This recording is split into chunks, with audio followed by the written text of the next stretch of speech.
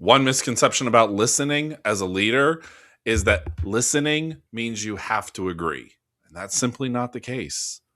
Hey, Internet friends, it's Joe, and welcome to another episode of Simplify, Focus, Scale. Far too often, leaders tend to think that if they listen to others, that they have to implement or have to agree with what they say. And a lot of times that comes from internal questions in the leader's own mind where they find themselves thinking, what if I can't give them what they're asking for? What if their ideas aren't workable?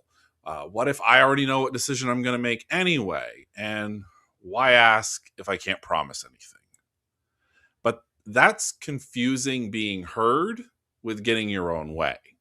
And there is a big difference.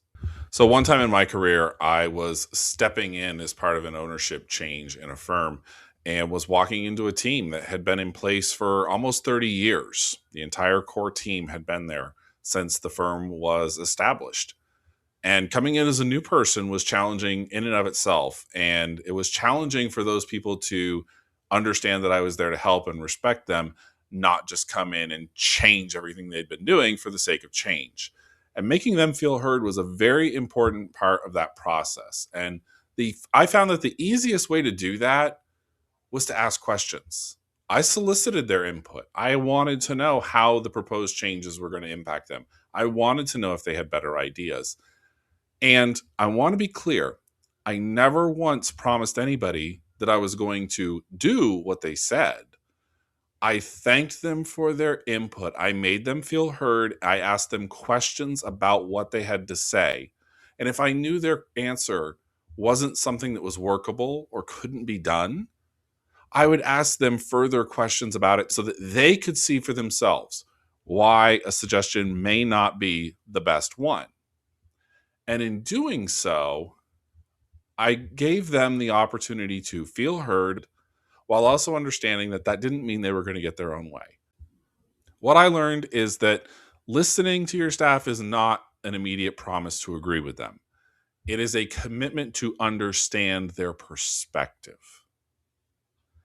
And I want to be clear, listening cannot be a performative exercise. A leader shouldn't solicit input just for the sake of soliciting it and say that I'm going to do whatever I want, but I'll let everybody talk first. That's not helpful because people can see that, smell it, and recognize it very quickly. Real listening means that you are willing to have your thinking influenced if someone has a better suggestion, even though you're not obligated to change your decision. In fact, sometimes the most respectful answer you can give to someone is still a no, as long as they understand that you genuinely heard them and they understand why that answer is no.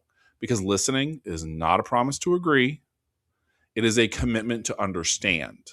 Good leaders don't have to agree with every idea that people bring to them, but people should know that their ideas are genuinely considered. All right, everybody, thanks for joining me today. Make sure you hit the like button and subscribe to the channel if you're not already subscribed. If you have any questions, comments, or thoughts, please feel free to drop them below. I will respond to you as soon as I can. And if you'd like to connect with me directly, feel free to go to my website, jpcoachingnow.com. And from there, you can connect with me on any and all other social media platforms, or you can give me a call, shoot me an email, or just schedule time to talk. And until next time, I look forward to seeing you next week in another episode of Simplify, Focus, Scale.